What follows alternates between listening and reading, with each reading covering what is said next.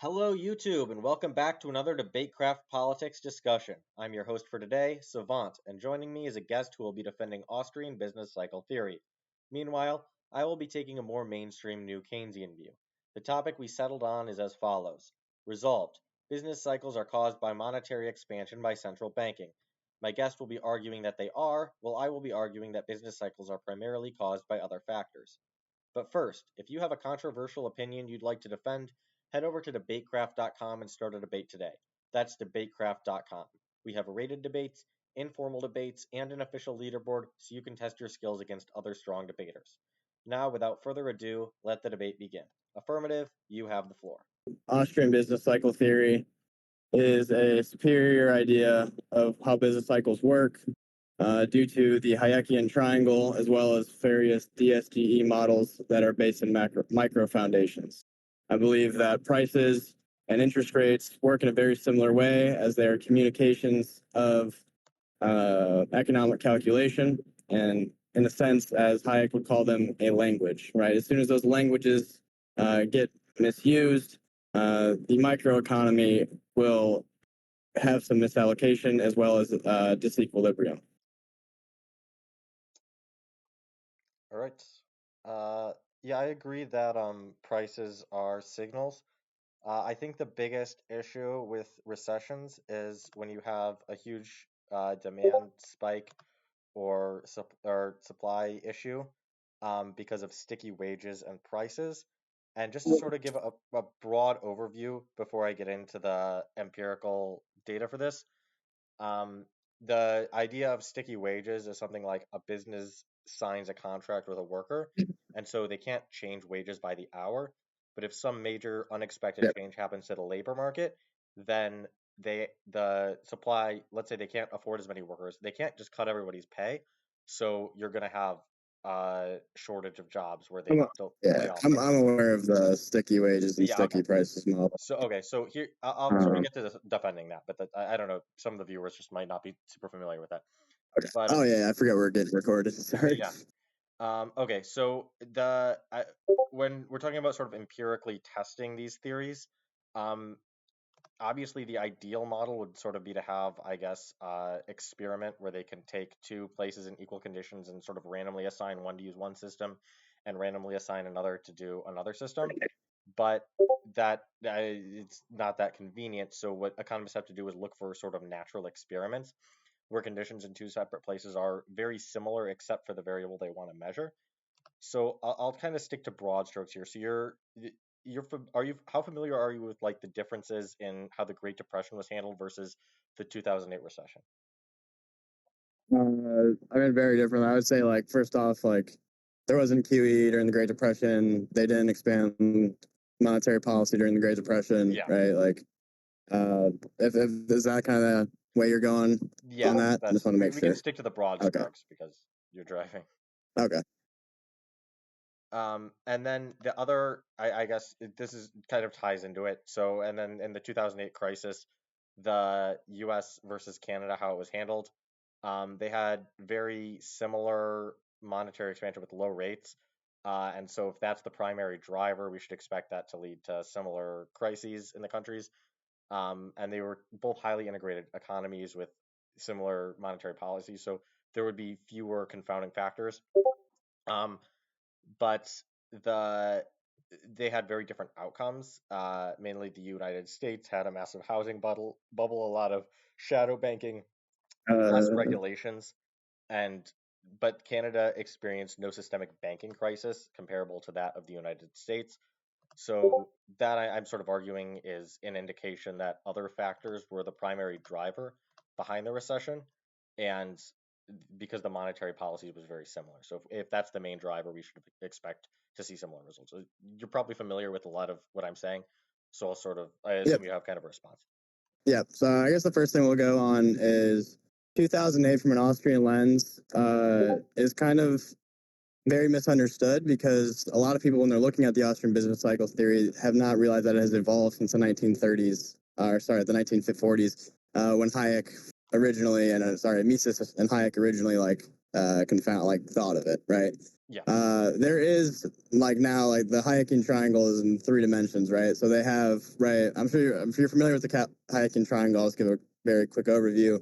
Is that as capital is staged through time and output. So basically, the x-axis in the original model is time, and then the y-axis is basically capital, right? Output and all of that jazz, right? However, the triangle has shifted, and basically in light of 2008, just like most business cycle models changed after 2008, and it has added a z-axis of risk assessment, basically, and that capital is very similar staged through risk as well.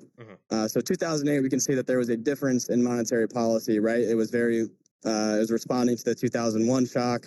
They were lowering it, trying to increase AD. And then there's another thing that I'm sure you're aware of is that the housing market was pretty much artificially pumped up. Before I move on, I wanted to see if you agree with that sort of analysis so far. I imagine we'll have some disagreements about the role of sort of government versus private business in affecting the housing market. I don't know if that's going to be, but I agree there was a big housing bubble. I would say it was mostly due to lesser regulation in the United States. So I think that claim is sort of true, even from an Austrian perspective, but you have to, I think, look at why it's true, right? So they allowed banks to make riskier loans. They allowed banks to do this with deregulation, which I don't think deregulation was a problem. It was the original signals. So if you're going to look at Fannie Mae and similar organizations that did that, when you make housing loans seem non-risk, and then you also basically lower the mortgage rate, so the lower the mortgage rate through interest rates, right? These loans seem very attractive, right? So a non-regulated bank now has the idea that they can make these loans without any risk, right? And that's why I think that capital structures, where adding the z-axis is very important. You're putting in this risk now that when you lower the interest rate, you are signaling that there is less risk, when in reality, the risk has not changed at all because real capital output has not really changed because it was artificial, right? So yes, Austrians would not necessarily disagree with a lot of the things that New Keynesians say, like financial uncertainty, sticky wages and sticky prices. What they would disagree is that they are a description of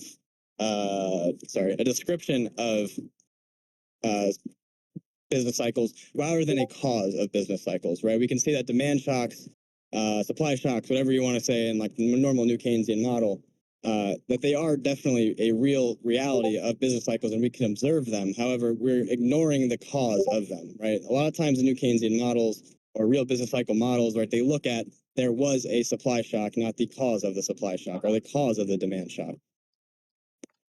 Yeah, so I kind of want to hone in on sort of talking about one variable at once. So are you saying it was not monetary expansion that led to the 2008 crisis, or was like other factors in addition to that?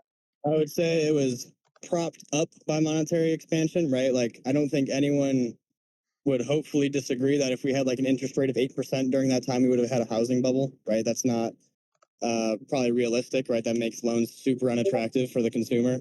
And so like, that's just, I hope that I'm not saying anything too controversial there. But I also think that, yes, when you have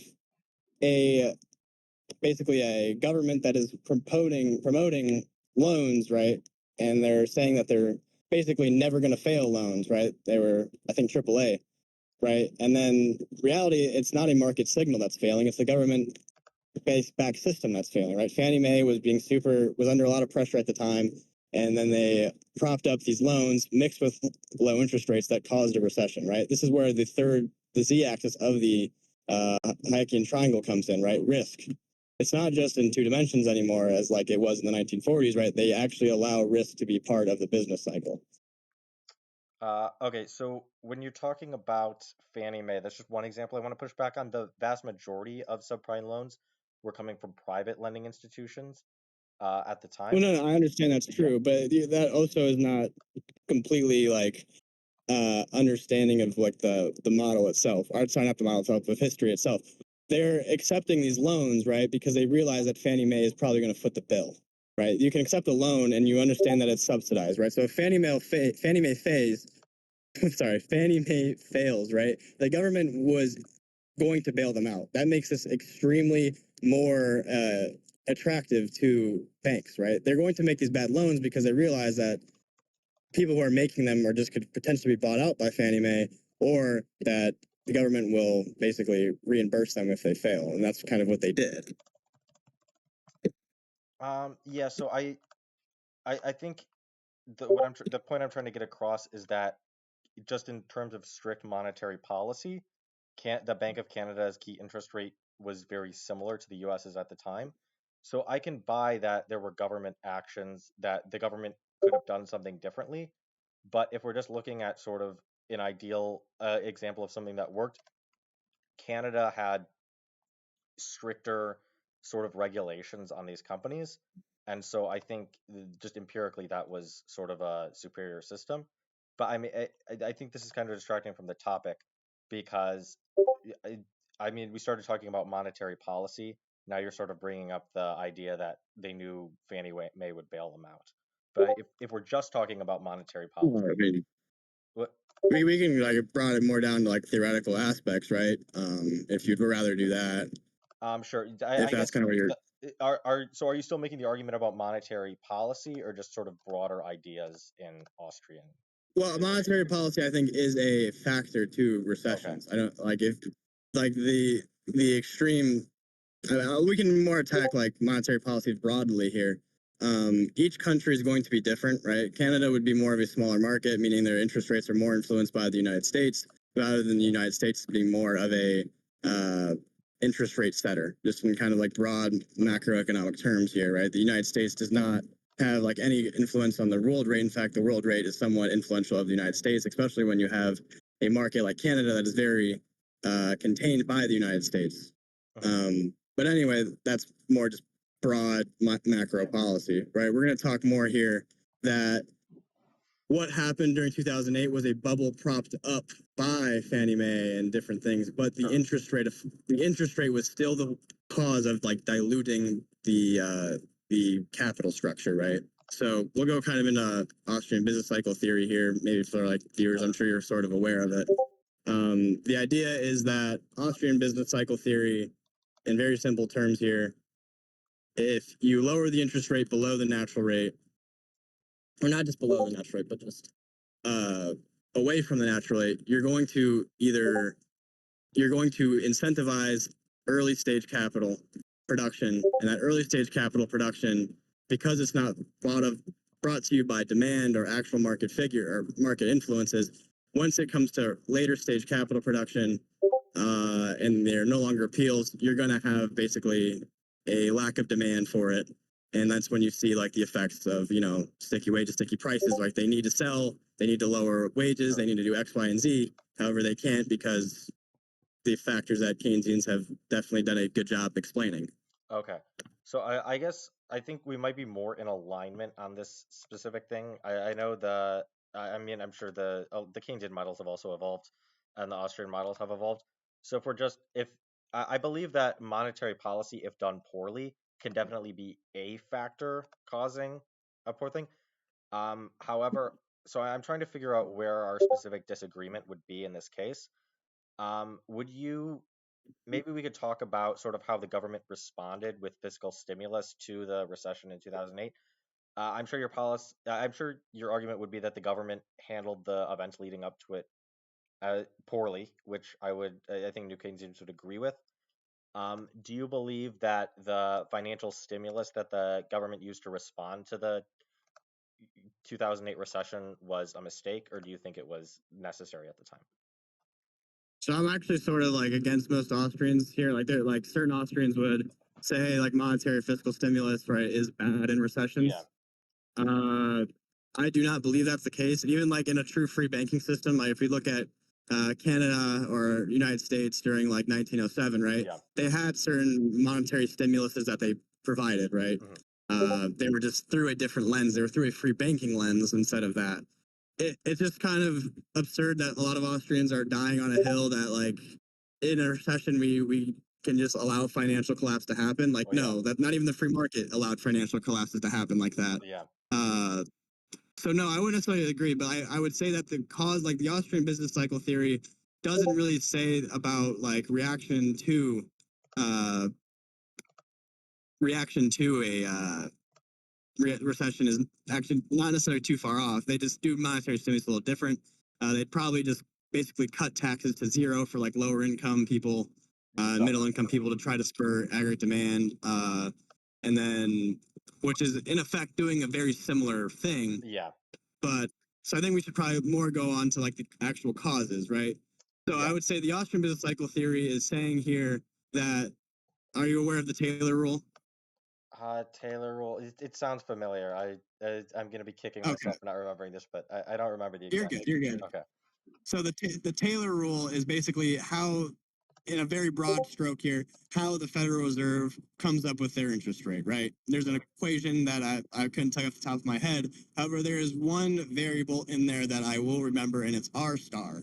R star is the natural rate of interest.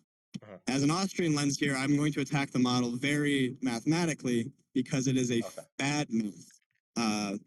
You cannot, in any sort of mathematical sense here, use an interest rate that are, sorry, have an input. Like you can't find y if you don't know x. So, or like if x is impossible to know.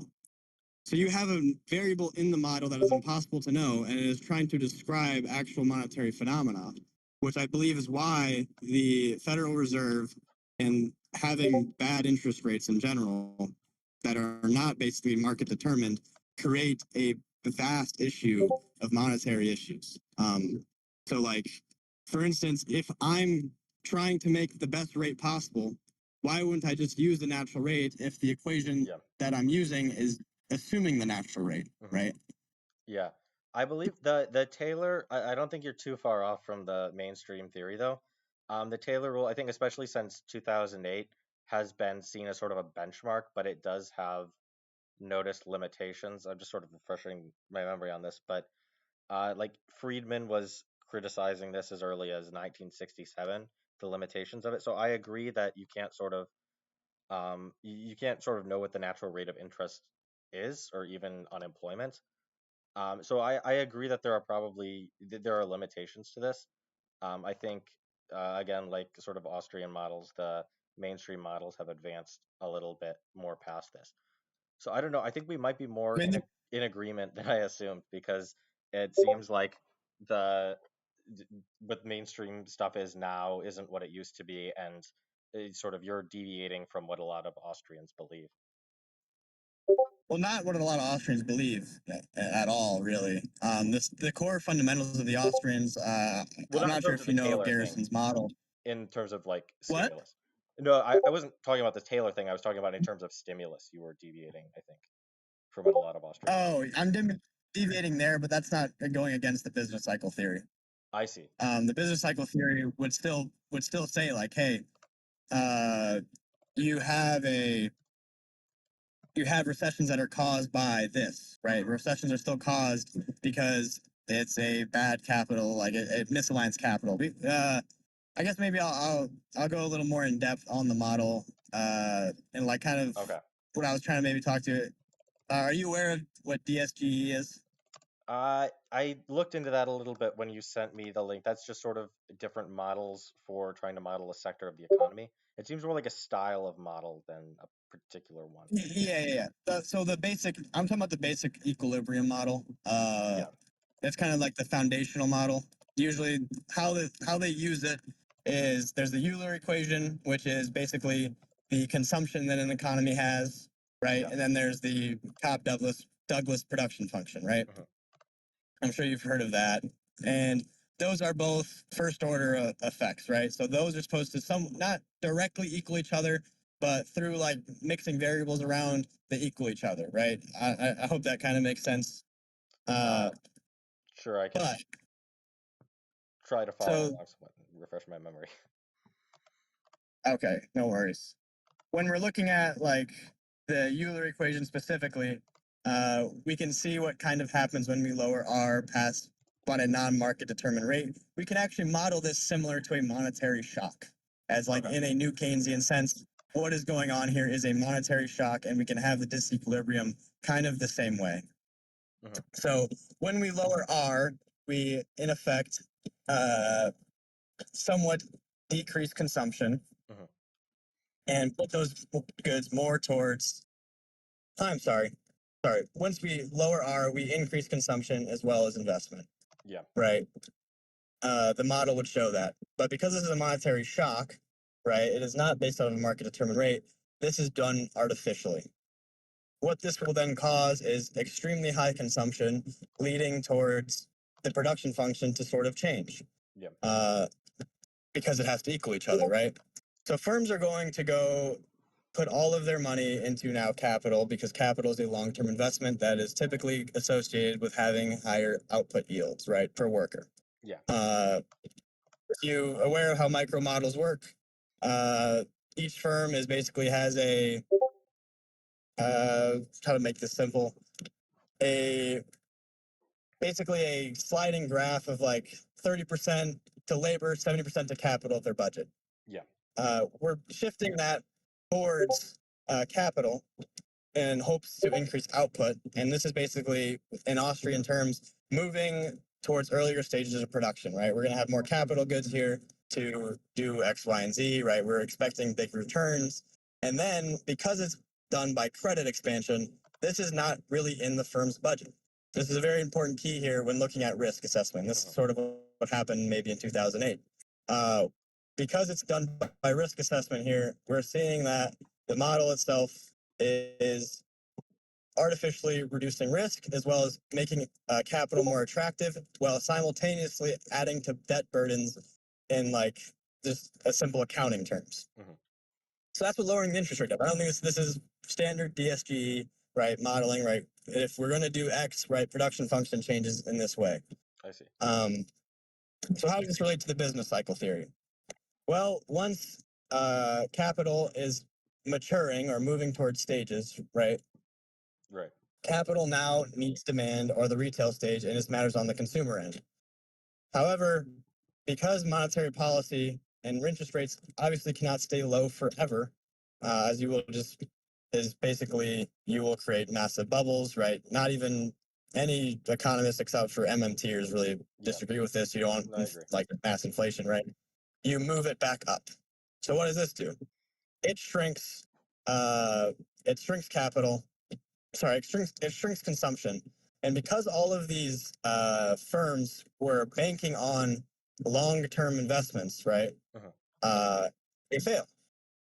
Demand isn't there anymore. We see a demand shock as a cause of the original interest rate or monetary shock, this is where the deviation happens, right? Because new Keynesian business cycle theory would say we have a shock caused by, or we have a recession caused by a demand shock. Whereas the Austrians are saying, no. The demand shock was a cause of the monetary shock, right?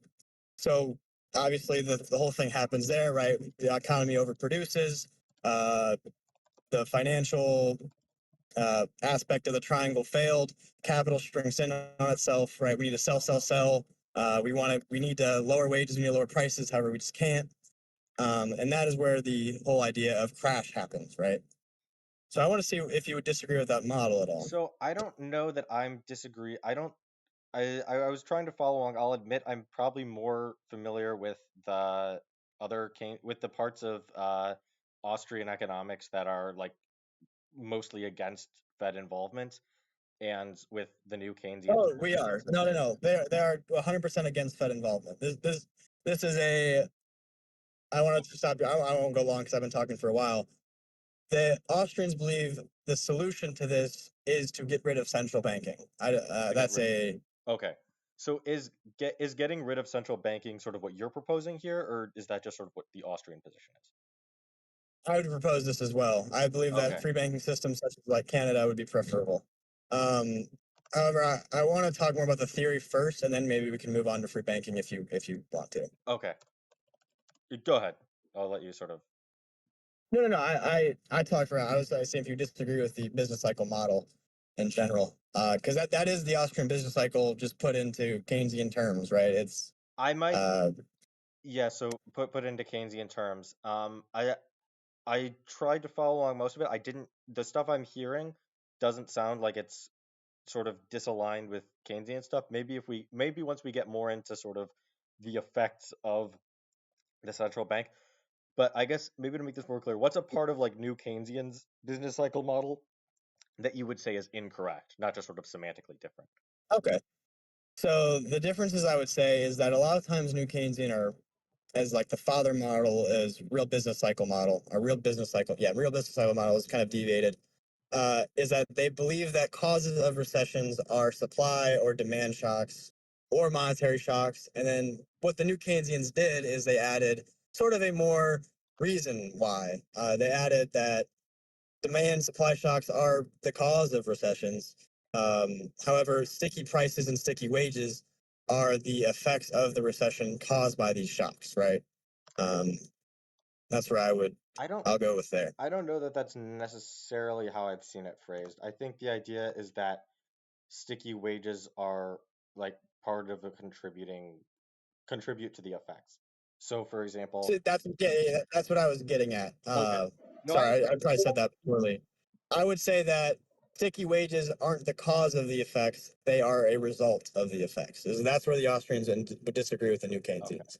So the sticky wages, I mean, so if maybe we could sort of drill down into the specifics here, and that will help sort of figure out where our main disagreement is. I'm thinking, so a big cause of sticky wages is that, for example, employers and employees will sign long-term contracts, and if people like hate getting pay cuts and price gouging, like there was, I think, a case where Wendy's just sort of talked about, we'll adjust our prices over the day to reflect demand, and people hated it. So psychologically, there's a big aversion to shifting prices that naturally, which sort of makes them sticky. So, under an Austrian view, let's say we eliminate the central bank, how is that stickiness avoided? I mean, it seems like the stickiness would still be there. It wouldn't just be an effect of central banking policy. Uh, so the stickiness would not be there as often for two reasons. One, they would probably be for easier price pooling. Like there is some regulation that causes like wages to like stay firm for like 6 months or whatever. They'd be against stuff like that. Um, as well as they would say that the issue of sticky wages is an output problem, right? You overproduced, right? You can't pay your workers because you don't have the money to. On a simple micro model, right? Your average cost of production is uh, below the, or sorry, above the price, basically. So you literally are taking losses. The only way to not take losses is to lower your average cost of production. So they're saying that this is a effect of the bad monetary policy, not necessarily the cause of a recession. I can agree that some parts of sticky wages are probably due to government regulations. I think we'd probably agree. I think because we're talking about sort of this can be a factor, even if it's not the primary factor, we're not necessarily going to disagree in these cases. I think my main points of disagreement would be that the policy, I would probably support some of the policies that create sticky wages, like minimum wage in some case, just because the benefits of stability are there. And then even though you have the sticky wage, they can sort of there's some wages would be sticky already. There's maybe some increased stickiness because of a minimum wage policy. And then despite the fact that that might contribute to the recession or prices or not being able to move around quickly, and so people get laid off, you can sort of try to stop the bleeding by changing the interest rates. I don't think that's I necessarily disagree on a major level with you there. If you're just saying that there's some level of contribution to sticky wages, because I think that's true. What about the second point where I said that sticky wages aren't necessarily a cause of recession, that they're a factor or a observable Effect. relationship of them? So are you saying that the recession leads to sticky wages? I'm saying that sticky wages are basically caused by an output gap, right? Yeah. Or sorry, not an output gap, that was stupid. An overproduction, right? There's output is not met by demand, right? On a like, Mhm. even like the basic equilibrium model of the I can never say Sure. his name, would say like that is, general disequilibrium. Mhm. But Well, the way I think of sticky wages tends to be that you have a wage that if there is an output gap, it's not going to shift as much. If you're just talking about we see the effects of it, if you talk about sticky wages as a value that stays above what would be like a efficient market because people don't want to see it change, then that is an effect of the output gap. I agree. But I'm just thinking of sticky wages as preemptively, like a wage, even before a recession happens, you can say this wage is sticky because if output fails to meet it, if they don't have the funds, we know that it's unlikely to change very quickly. yes, but another thing with sticky wages is that firms don't necessarily, or firms nor people obviously want their wages to go down, but firms don't need their wages to go down if everything is expected properly, right? If their expectations are met by reasonable, Yeah, like returns on profit, right? They're not going to need to have sticky wages, right? Their inventory is getting sold, right? They can pay their workers no problem. However, like this is where the Austrians would again disagree, is that what's the initial cause for sticky wages to happen? Why are firms needing to cut workers, to lower wages, to make costs, right? Why are they overproducing?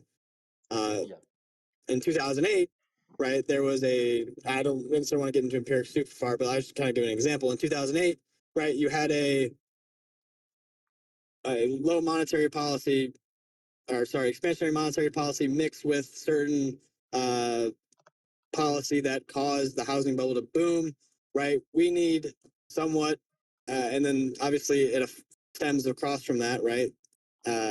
Once bubbles burst. So because of that, you will have people overproduce. You need people to cut wages. And that's kind of the point here, is that it's not the sticky wages itself that are causing the recessions. It is sure. the other phenomena. Okay, so I think I get what you're saying. I think mostly I'm just kind of being nitpicky about definitions of sticky wages. So I'll just, for the sake of argument, I'll agree. I feel like I agree with most of what you said. I'll focus on the two parts that I disagree with. So I think the parts we've still found disagreement are I don't think that monetary policy was a primary cause of the recession in the US. I think you said it was the monetary policy in addition to other stuff. I think it was the other stuff. And I think that I think one of the causes of that would be we saw that the monetary policy sort of contracted leading into the Great Depression, and we still had it was the opposite of what I guess Oh, of expansionary effects, but we that still that saw initial Uh, that contraction part is part of the Austrian business cycle theory. Obviously, interest rates can't stay low forever, Mhm. or you'll have like extremely poor inflation, which can cause other issues. As again, outside of the MMT world, no one disagrees with. Yeah. Uh, so that increase in interest rate is kind of like what the Austrians would call the realization of failure, Mhm. right? Yeah. You don't Okay. realize that your growth was fiduciary until, right, you increase interest rates. Because if you look at like the DSGE model, right, everyone's consuming. Oh fuck, the interest rates went up. Yeah. Uh, Now what happens, right? Because it was based off rental and based off credit, right? You have an issue. I see. So I think let me just put this in sort of the terms that I believe I understand the Austrian position to be, and then you can tell me what that saying is. The Austrians would say, for example, that the Great Depression was caused by an artificial boom caused by Fed policy in the 1920s, and then they sort of had to pay for that later with the Great Depression. Is that an accurate Yeah, reading? Okay. yeah. Okay, so this is something I'm more familiar with. So the reason I would say that it was not an artificial boom in the 1920s is the Roaring Twenties.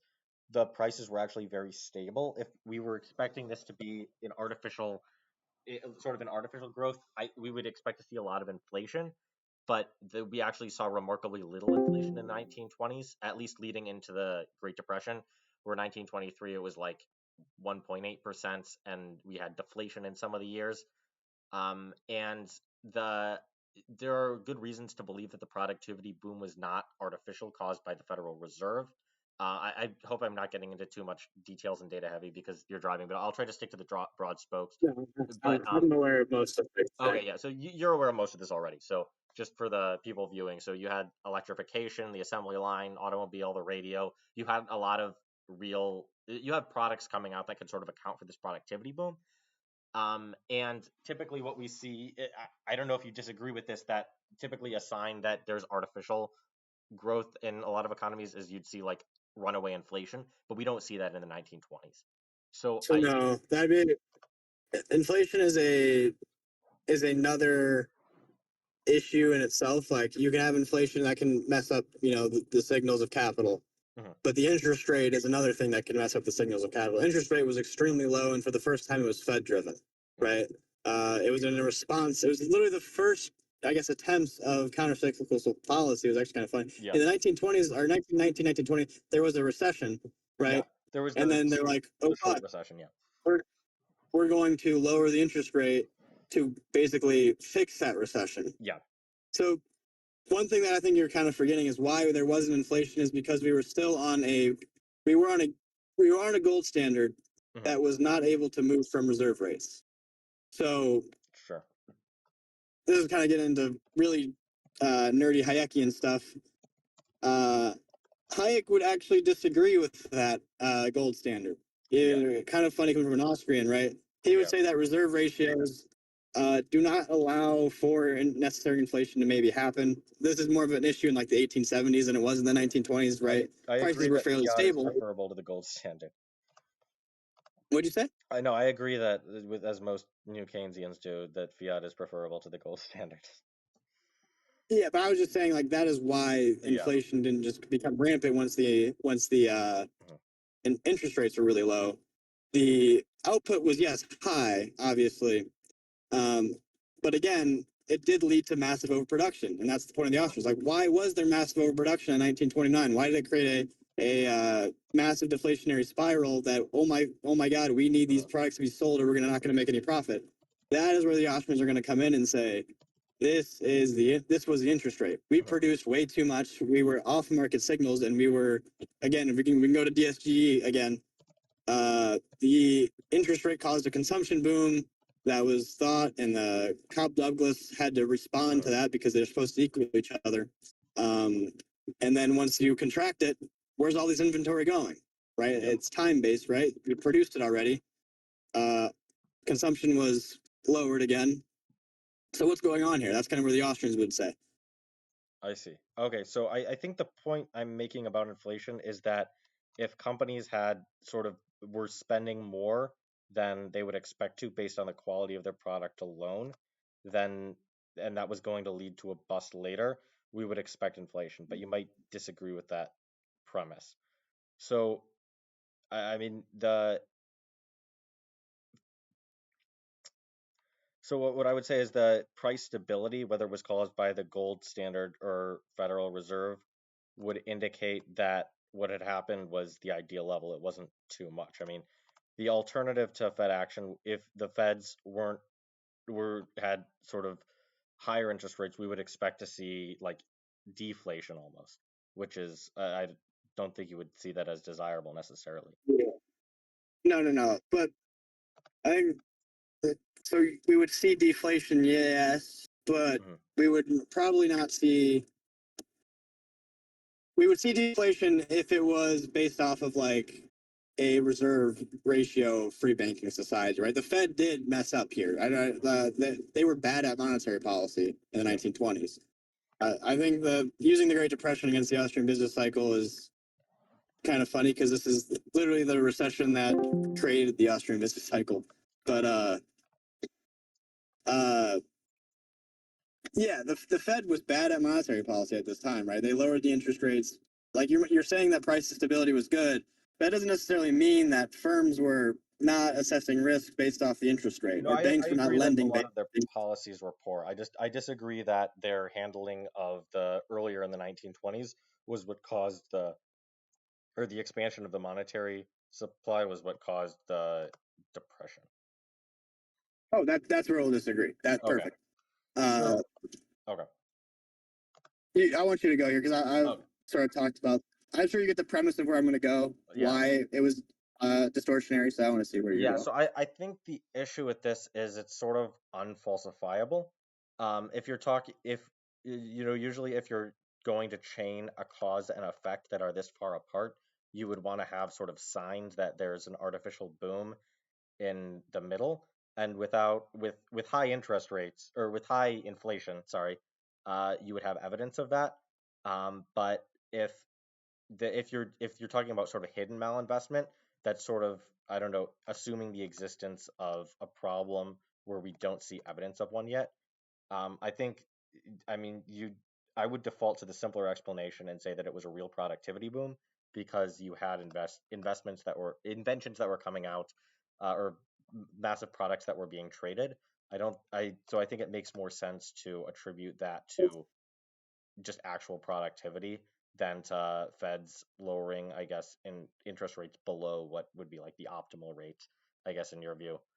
And even if it was, uh, even if, let's say, it was a boom, and then the Austrians would say that, we need to sort of pay it back in terms of, I don't know, the bust or whatever, then the case where we do pay it back in terms of the bust is the Great Depression, and the case where we don't, where the economists take measures to sort of prevent that from happening, is the 2008 recession. So regardless of what the causes are, um, I I think the Austrian view that sort of you just have to let the bust happen is something I would probably disagree with.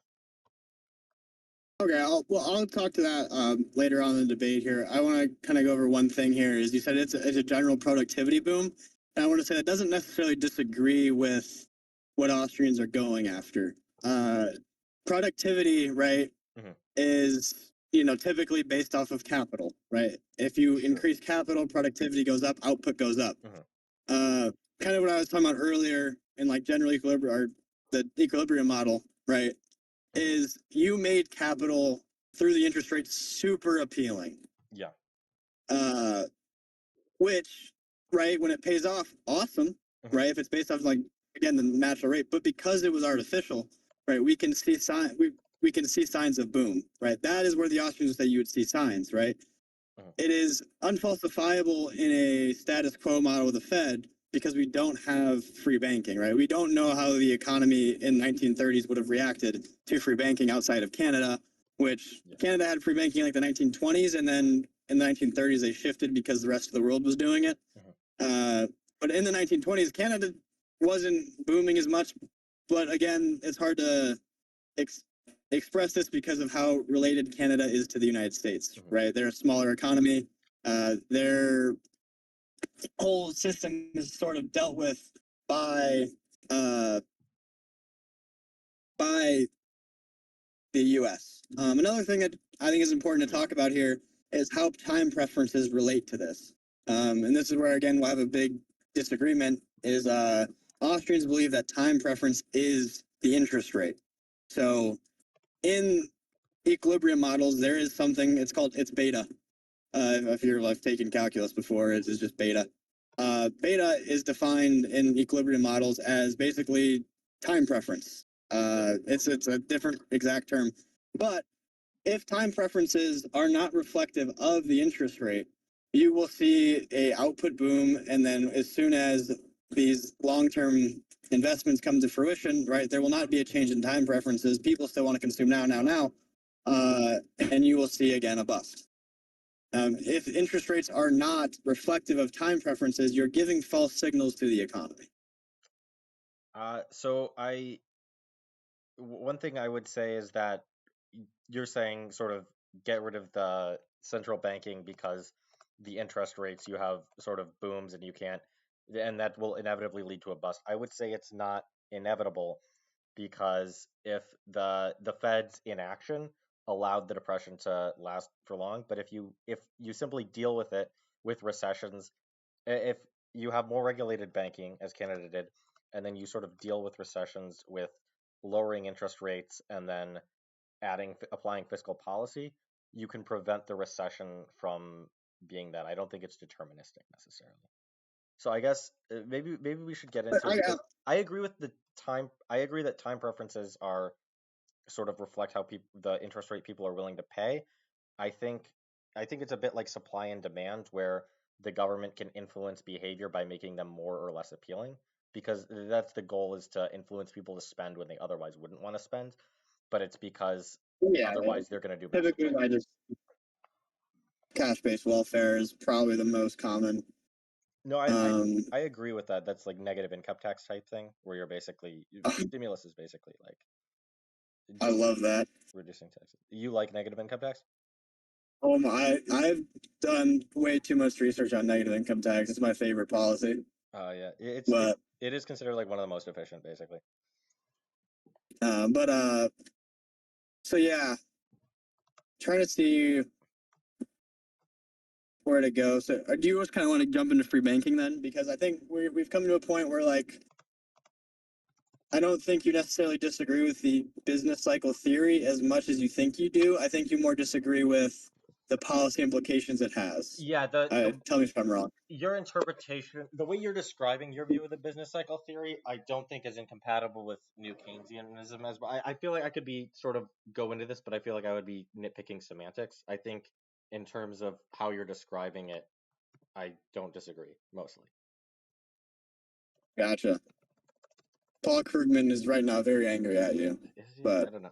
I don't know. I think the way Paul Krugman would probably talk about the terms you're using. Maybe there's small parts that I'm missing over, but it doesn't sound very different from what New Keynesians would say. I just think the way that most Austrians describe these terms is different than what you're saying. But it's very the only difference really is, in my opinion. And again, if F.A. Hayek was right here, he'd be very disagreement with me. Is that the New Keynesians are very descriptive, and the Austrians are very causal. That's where I think the biggest differences in the New Keynesian business cycle is versus the Austrians. Okay. Yeah, I mean, if you're just talking about sort of describing similar things in a different way, then I mean, I'm not opposed to that necessarily. If there's this is why I'm trying to say, like, maybe describe part of the New Keynesian model that you disagree with, and then then we can sort of see where we have like a more substantive disagreement. Why don't we get into free banking? Sorry, you cut out. Oh, free banking, we can just do that. Yeah, awesome. let's just go into free banking, because I feel like that's where we have the more clear disagreement, probably. Sounds good. Mm-hmm. Okay, so do you want to start? Or do you want me to? You can go ahead and start. I believe like free banking is a way to get as close as possible to the natural rate of interest as we can. As shown, the natural rate of interest is reflective of time preferences. If interest rates are reflective of time preferences, general equilibrium models will assume or will show that you will have sustainable growth as well as less expectation risk. Okay, but I think, do you agree that there can sometimes be a bubble caused by, I guess, people overestimating the value of a stock, and then people realize it actually doesn't have a lot of value? Like, do you believe that there can be a bubble in the absence of a central bank, or do you believe it can only be there if the central bank is sort of highly involved? I mean, I think any economic theory that says never is wrong. Like, but I think greatly reduced is kind of the whole goal of economics, right? Okay. Obviously, right, we're going to have issues with any system, but I think that three banks failing in this decade is a kind of an example of that. It's not necessarily a good thing, right? That we have bad interest rate policy. So, okay, so I guess we start with, let's say hypothetically, at some frequency, the free banks fail. Now you have the potential, you have sort of the possibility of a central bank when the economy is weak. You can lower interest rates to encourage more spending. And then if inflation gets too high, you can raise interest rates to cool down spending. So you sort of have the free banking model with the benefit of, if it's timed properly, if it's, spending, if they're lowering interest rates only when the economy is very weak, and raising interest rates only when the economy is overheating, you can sort of counteract that bubble. So what is your opposite? Do you just believe that it would be impossible for the central bank to time it properly, or it would cause long-term consequences? Because I'm thinking, if the central bank does something... Go ahead. Are you talking about countercyclical policy in general? counter-cyclical policy in general. Yeah, so counter-cyclical. Is this kind of okay? Yeah. So I think that counter-cyclical policy again is not reflective of time preferences because of how they derive the interest rate. Mm-hmm. But I do, in some capacity, agree with the ideas behind it. Mm-hmm. I just think it's poorly timed, as well as they're getting the interest rates wrong, right? For instance, we can look at this from a kind of an unorthodox Austrian perspective, mm-hmm. right?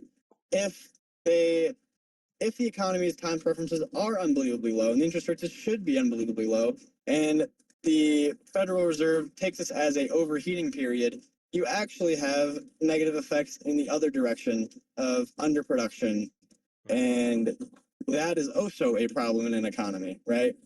I think that countercyclical policy is a thing that is attempting to do a mechanism that the free market already does. So that's kind of where I will kind of go with there. I think that's probably where they're going to have a big disagreement. I think what you're getting into is sort of the welfare cost of business cycles. Am I correct in this? This is reminding me of sort of Robert Lucas's position, where he was saying that the economy going up and down, you should just allow that to happen because the cost of the business because the government interfering is spending too much money on something they shouldn't be changing. Would you say so? There is a welfare cost to a business cycle. I agree with that, but I would say that the whole goal of free banking is that when time preferences are low, through like just supply and demand of markets, right? Mm-hmm. You will have low interest rates and they will expand. I can show this. Probably not now, but I can show this. It's gonna sound shitty because I'm driving, but there's like equations, and I kind of have to say, trust me, bro. But it's basically, sorry, you're just kind of cutting out a little bit.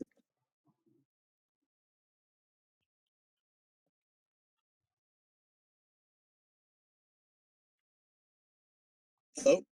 Sorry. Are you able to hear me? Yeah, I can hear you now. Okay. So I just got out of the construction zone. It should be good. What was the last thing you heard? No, you said time preferences. Something you said there is a welfare cost to a business cycle, but when time preferences are low, and then I think you cut out. Okay, so I would say that countercyclical policy is kind of trying to do what the economy is trying to do, or sorry, what the free market is trying to do with like just accounting costs of banks, right?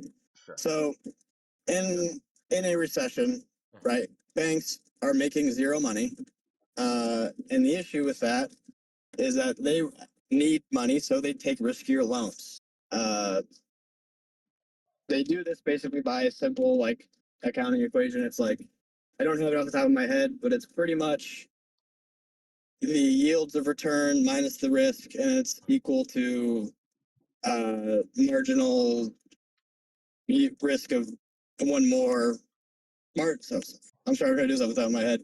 It's marginal risk of holding reserves, marginal returns on reserves minus, I want to say, marginal or plus marginal profit or something like that. But the whole model is saying basically that during a recession, banks have an issue with liquidity, right? Yeah, like bank runs, basically. They get around this, and yeah, bank runs. This was an issue, right? Like a free banking model. But the issue was not necessarily that banks could do this, is that they had reserve ratios, right? They were forced to hold 20% of their reserves. Whereas if you were not allowed to do that, you would still be able to expand based off of basically fiduciary credit or fiat money. Another thing that was prevalent in the 1907 crisis and the 1920 crisis, as they're kind of champions of free banking, right, is we had something called a clearinghouse association. So clearinghouse associations were basically the first Feds. They were privately run, but they had a very key difference than the Fed. They were basically bank insurance. So during the 1907 crisis, 47 billion, I believe, was causing a bank run, whereas the CHAs gave out 100 billion in somewhat monetary stimulus to these banks. This is what basically caused 1907 to have somewhat of a reasonably timed recovery. And also, it did not bail out banks, right? If they did not pay out the CHAs back their money, banks would then fail. This was decentralized. As we can see in 1920, banks learned about this, and they no longer really made risky policy, right? So in 1920s, the CHAs were still in effect, even though we had a Federal Reserve. It wasn't until later that the CHAs became less, and basically 1929 when CHAs were less of a thing, right? So CHAs, in a sense, were the first monetary stimulus done by the free market, right? Banks want to make money in recessions, but they can't because they can't expand liquidity. CHAs gave them basically loans to expand liquidity, knowing as a long-term investment to keep these banks alive is necessarily good for them. That is kind of the model of how counter-cyclical policy somewhat happened in an Austrian sense. Okay, so I agree that there were a lot of poorly implemented policies back in the time when those in the early 1900s. What I disagree, what I'm more talking about is sort of the policies today. Sort of there's there's stricter banking regulations. I think we agree that the banks sort of felt that they could sort of get away with anything, but I think that can be dealt with by reducing shadow banking. When we talk about, so I'll give sort of a more modern example, which is where you had the global recession due to COVID, and it was sort of an exogenous shock where it's an external cause. And then the Congress in the United States did massive fiscal expansion to fight the recession, and it created a very rapid recovery. But in Turkey Central Bank, just to give sort of an opposite example, they cut interest rates when there was high inflation, and this did not create a stable boom. It destroyed the currency.